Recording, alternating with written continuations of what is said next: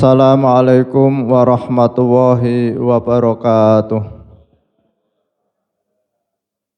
Al-Fatihah. A'udzu billahi minasy syaithanir rajim. Bismillahirrahmanirrahim. Alhamdulillahi rabbil alamin. Ar-Rahmanir Rahim. Maliki yaumiddin. Iyyaka na'budu wa iyyaka nasta'in. Ihdinas siratal mustaqim. Siratal ladzina an'amta 'alaihim ghairil maghdubi 'alaihim waladdallin. Amin. Bismillahirrahmanirrahim. Utawi anapun maknane lafadz siddiq iku maka tegese bener. Maka utawi bener iku 6 derajat. Utawi derajat kang dihin iku arep siddiq ing dalem pengucape. Tegese ora pisan-pisan tau goroh liyane goroh kang wus den wenangake dene syarak. Utawi derajat kang kaping pindho iku siddiq ing dalem niate lan karepe. Lan ya iku maknane ikhlas kang wis kasebut ngarep. Lan ya iku arep ora ana tingkah polahe niat angin mung nejo maring Allah bloko, ora kecampuran suwi-suwiji liyane Allah. Utawi derajat siddiq ingkang kaping 3 iku siddiq ing dalem azam, tegese cita-cita. Tegese penejo kaya lamun ngucap ing dalem atine, lamun paring marang ingsun kuwarasan utawa pinaringan rezeki ingkang jembar, mongko yekti ingsun gawe sedekah. Mongko iki siddiq den namane siddiq azam utawa siddiq cita-cita.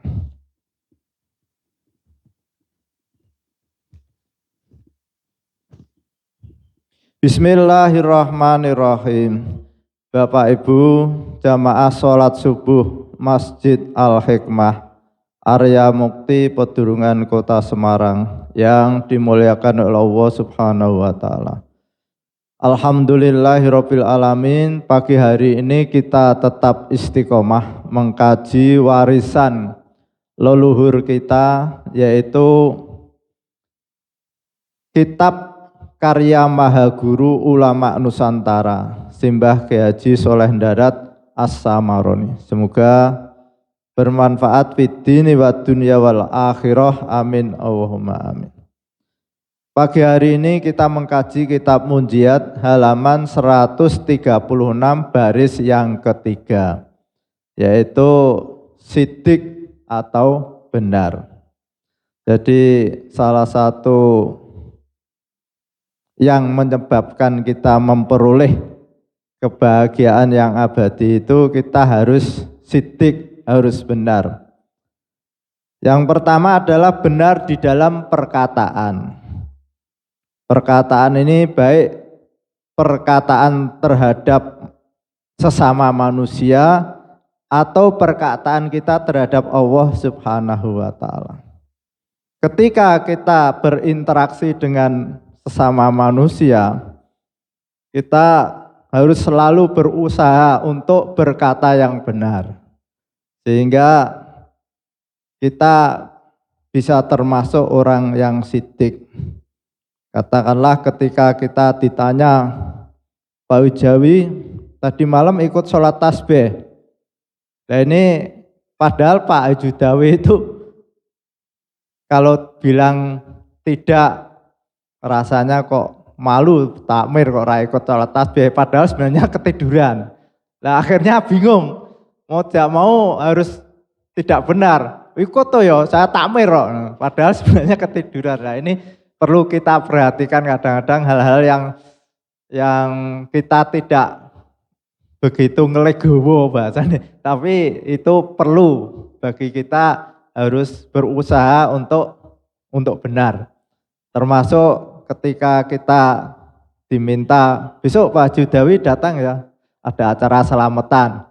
Oh iya, mesti teko tuh ya, bolong pamane. Padahal dalam hatinya kadang-kadang tidak nyambung. Jadi itu sekedar kata-kata lah.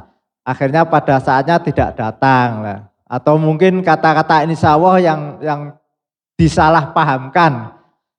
Sehingga ada kesan kalau orang bilang insya Allah itu wah paling rateko. Padahal sebenarnya insya Allah itu maksudnya 99% itu kita sudah ada keinginan untuk datang. Nah, 1%-nya itu penghalang dari Allah Subhanahu wa taala. Sehingga kita selalu bergantung pada Allah Subhanahu wa taala. Tapi di lingkungan kita itu sudah ada kesalahan kaprah. Sehingga kalau saya bilang Pak Jawi besok tempat saya ada selamatan. Insya Allah wajib, dalam hatinya.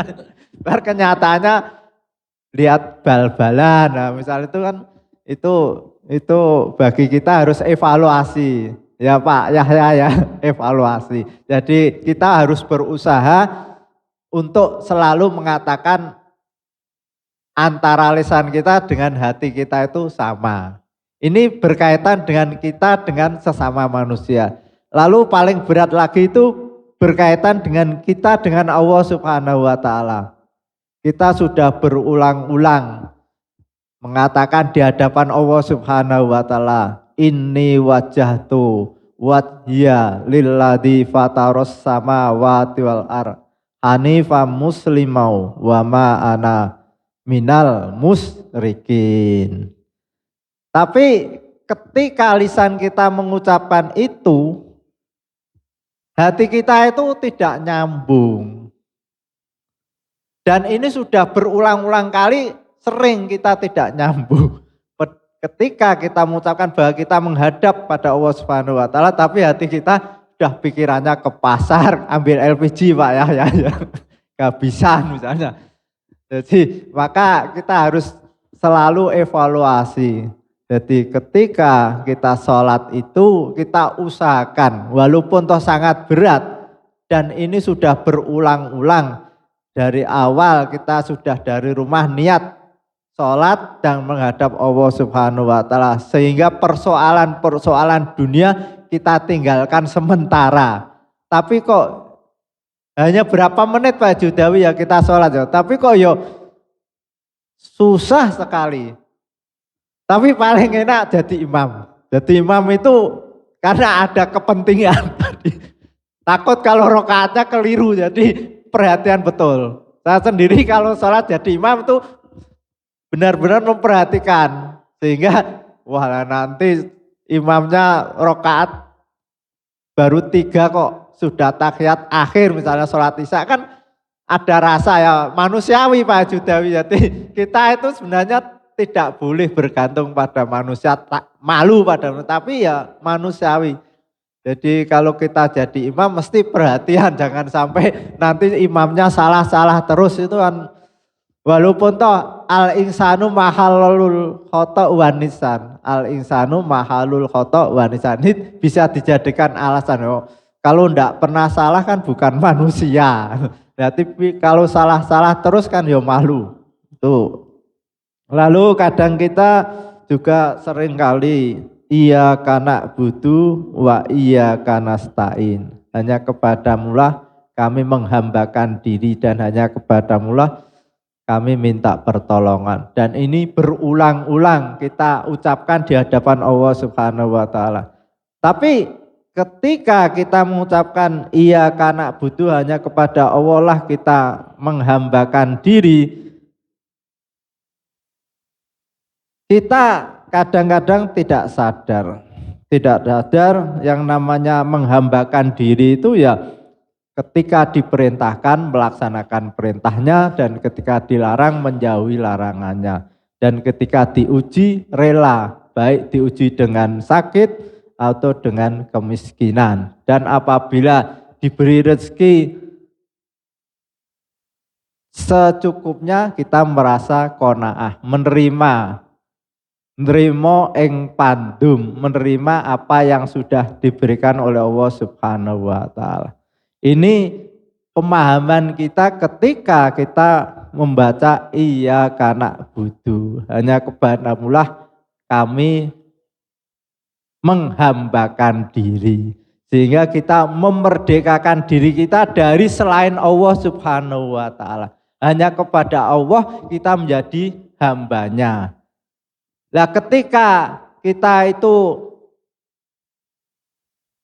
punya keinginan, menuruti keinginan-keinginan di luar Allah Subhanahu wa taala, itu termasuk kemerdekaan kita berkurang. Mestinya apapun yang berkaitan dengan selain Allah harus dinomorduakan. Tapi kadang-kadang kita itu lebih mementingkan kepentingan diri kita daripada kepentingan Allah Subhanahu wa taala. Nah, maka kita evaluasi, berulang-ulang kita mengucapkan iyyaka na'budu wa iyyaka nasta'in. Berarti kita harus benar-benar berserah diri secara total. Diumpamakan seperti mayit di tangan yang memandikan. Mau dikasih sabun Dettol ya monggo, mau dikasih sabun Lifebuoy ya monggo, mau ditaruh di meja ya monggo, mau ditaruh di kamar mandi ya monggo, sudah pasrah. Nah, begitu juga kepasrahan ini kita terhadap Allah Subhanahu wa taala itu dalam hati kita. Adapun pelaksanaan lahir tetap kita mengikuti sunnah-sunnah Allah Subhanahu wa taala. Ibarat berkaitan dengan rezeki, dalam hati kita itu rezeki sudah Allah yang ngatur. Tapi secara lahir kita tetap mengikuti, ya harus ke pasar bagi orang yang berdagang, harus ke kantor mengikuti aturan-aturan yang Allah atur.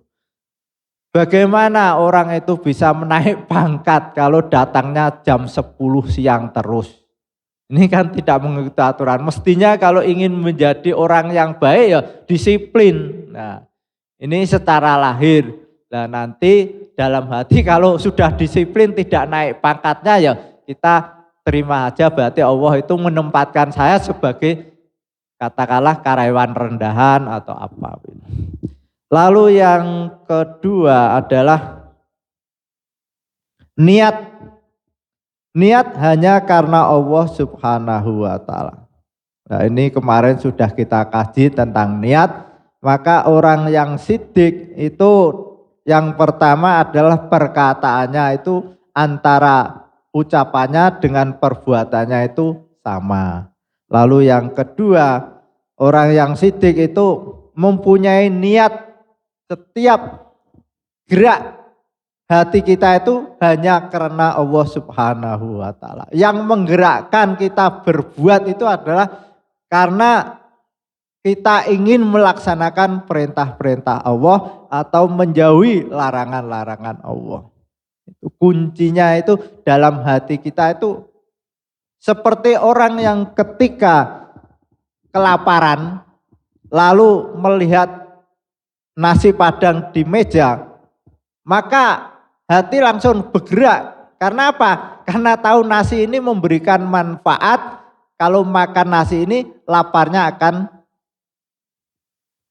akan hilang. Tapi beda kalau ada orang tidak lapar.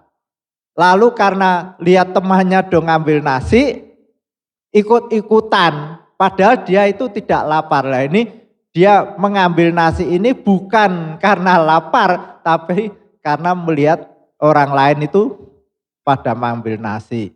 Begitu juga ketika ada orang sholat tarawih, lalu dia ikut-ikutan datang ke masjid, bukan karena lillahi ta'ala, tapi karena tetangganya pada berangkat, masuk saya di rumah. Nah, ini berpengaruh. Jadi yang menggerakkan ke masjid itu lillahi ta'ala apa karena manusia. Bisa jadi wali kota datang ke Masjid Al-Hikmah, sholat tarawih berjamaah. Ada orang sebagai Pak RW, biasanya tidak tarawih, tapi karena ada Pak Wali Kota ikut datang. Nah ini kedatangannya ini kan bukan karena lillah, tapi karena Pak Wali Kota. Nah ini bagi kita harus mengevaluasi diri, jangan sampai kita melaksanakan perbuatan-perbuatan itu dipengaruhi oleh kepentingan-kepentingan atau berkaitan dengan selain Allah Subhanahu wa taala. Dan yang ketiga yaitu orang yang sidik itu mempunyai cita-cita yang benar, cita-cita yang luhur. Seperti seseorang yang punya cita-cita, kalau nanti saya punya uang banyak, saya akan bantu anak yatim, saya akan membangun masjid. Ini cita-cita.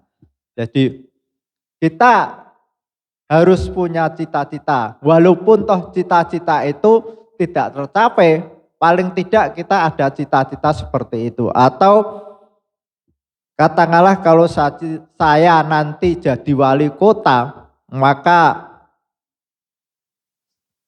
segala bentuk perjudian akan saya bersihkan dari kota ini. Nah, itu satu cita-cita. Nah, bagi kita orang yang sidik akan selalu punya cita-cita untuk meningkatkan kualitas keimanan kita.